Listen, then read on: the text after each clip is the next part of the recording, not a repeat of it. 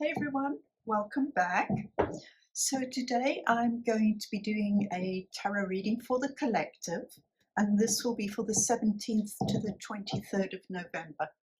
Now this is a general reading, so it may not resonate for all of you, so I would just invite you to take what does, and please just leave the rest for others. Thank you. Okay, thank you, Spirit.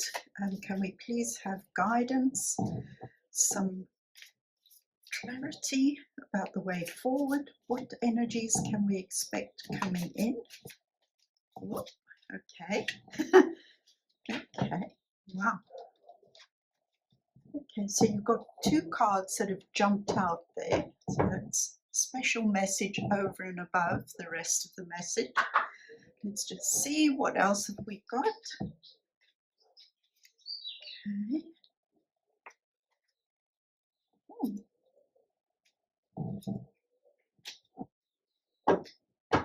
Okay. Wow.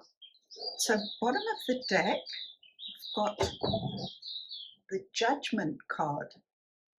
Wow. Powerful energy.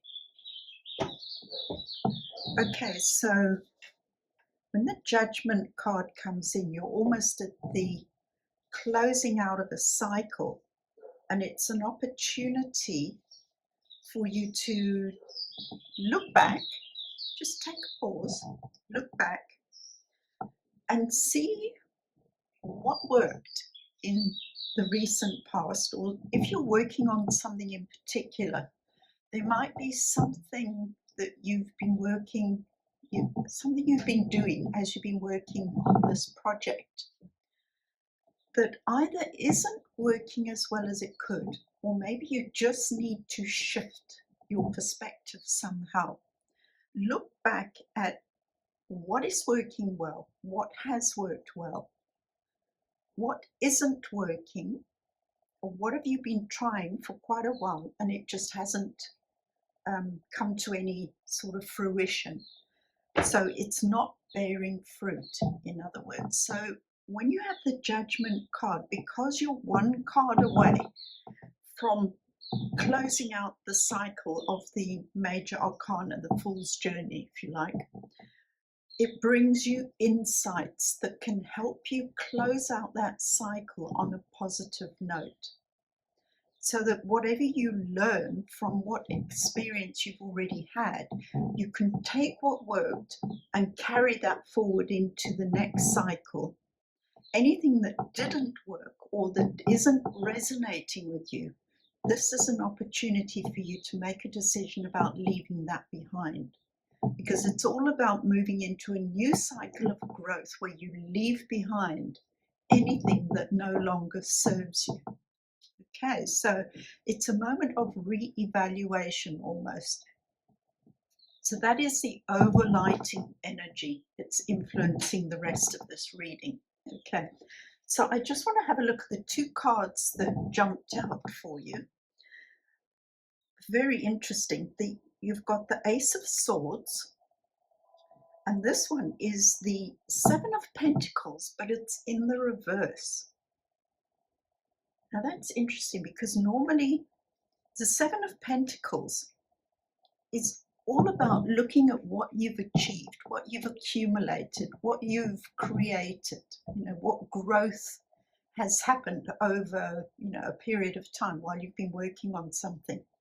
But having these two together like this, for me, it feels like the Ace of Swords is about having a breakthrough, a mind set, a mental breakthrough about something, having a thought that pops into your mind and it's like an aha moment. Now, because the two of them are together like this, it's definitely related, this breakthrough is definitely related to what you are busy creating or thinking of creating. But I think it's more about what you are creating. And it's an opportunity, like with the Judgment card, it's an opportunity to look at what you've created and what do you need to change about that? What do you need to change about the process of creating, of manufacturing something? there's something about what you're creating, and this is in your physical world because it is Pentacles, which is all about physical world. It can be about the way you're accumulating or using your money. It can be about how you're creating stability and a sense of safety for yourself in the world. It seems as though there's a different way that you can achieve that, whatever it is. Now that ties in very well with the Judgment card, because this is definitely an opportunity to take a pause before you take the next step. If you do that, I think you will be very pleased, because the rest of the cards are showing definite opportunity for huge growth. The first of the cards shown up here is the King of Pentacles. Now this is a man who is able to create enormous wealth, safety, security, all the things that one would like to have in place in your world, so that you don't have to worry about how you're going to manage, where the money is going to come from. He's already achieved that. He's one of these people. It's almost like whatever he touches turns to gold. It's that sort of an energy. So that is the potential that you have here. But the thing with the King of Pentacles is, don't get so focused on just that you stop enjoying other areas of your life. Don't ignore other things, other aspects of your life that either need your attention, or things that you really enjoy doing, but you feel like, no, I should be doing this. Okay. The reason I'm saying that is the next card you've got is the Five of Swords. Now, the Five of Swords is usually about going into battle, but not physically. It's up here. It's a mental battle. And I think because of the other cards that are showing up here, it's like you're fighting with yourself in your mind, sort of, I should be doing this. Now, should is such an unkind word, because it limits you. It really leaves no room for expansion or for inspired action. We have to leave space to breathe, so that when the inspired ideas come through, which is your Ace of Swords, you allow yourself to explore that avenue. You don't ignore it. So no, I must stay focused on this and this way of doing it and nothing else. Okay. When you allow space for something, for inspiration and insights and new wisdom, that kind of thing to come through, you step into your magician energy. And the magician is the master manifester. He can create anything. He's an alchemist. He can take something very simple and basic and turn it into something fantastic that, will enrich every part of his life, no matter what we're talking about, whether it's the way you think about life, the way you feel about your life, the way you build your life and your dreams, the way you approach your dreams, and also following your passion. Okay, so it might be in this case that what you're focusing on is building stability, but in a way that leaves no room for passion. That's the feeling that I'm getting. So allow yourself to go into that area of imagination. Just think about, imagine yourself doing things that really bring you alive, that make you feel like you're creating something that you're going to be able to do long term, because there's passion driving it. Okay. If you do that, then you've got the opportunity to step into this Empress energy.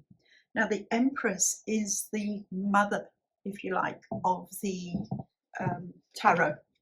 She is the holder of life, life force energy. She's the creator of life, the mother.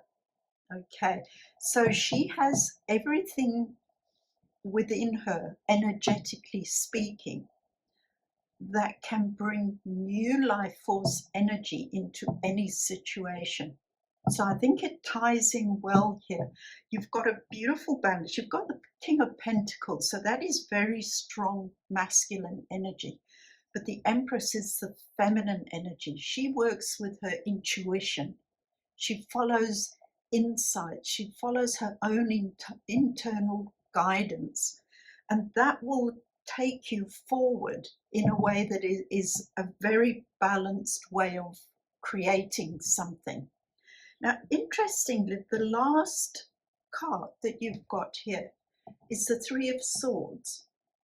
A Three of Swords is about heartache, betrayal, just feeling let down, like something that you were so invested in has come to an end in a way that has really hurt your heart. I feel, looking at the rest of the cards that have shown up here, that this is potentially what you could end up feeling if you deny your passion. It will leave an emptiness, a heartache. It's like there's something that is very dear to you, something maybe that you came here to do that is part of your divine blueprint, your soul agreement. And if you don't follow that, we can feel it, even though sometimes we don't know what it is. It just feels like life doesn't have the same level of meaning as it would if you were following your passion and putting your energy into creating something that you're passionate about. So I think that is just a reminder. Do not ignore what your heart is trying to tell you, because you've got that mental breakthrough, but you don't want to end up in a situation where you're only using logic and practical means in order to create the life that you would love to be living. There's a heart component which is even more important than the practical stuff, because when you follow your heart, everything else just falls into place. You begin aligning with your own soul plan. Okay, so a very interesting read this week, and I look forward to chatting to you again soon. So that's what I have for you. Blessings and love. Blessings and love.